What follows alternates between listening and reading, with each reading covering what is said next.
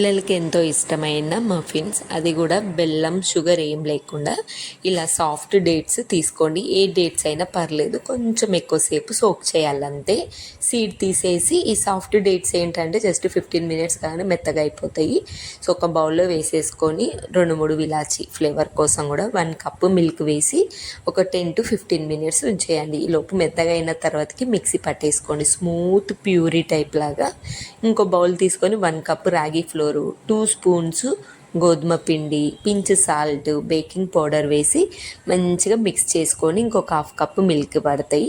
Consistency విధంగా చూసుకొని మంచిగా పెద్దగా మీకు మామూలుగా కేక్ లాగా కావాలంటే కేక్ లాగా కూడా చేసుకోవచ్చు, లేదంటే ఇలా మఫిన్స్ లాగా కప్లో వేసి ఇంకా స్టవ్ పైన 20 to 25 మినిట్స్ బేక్ చేసేయండి. అంతే, చాలా సింపుల్ అండ్ టేస్ట్ చాలా బాగుంటుంది. ఎవ్వరమైనా తినేసేయచ్చు.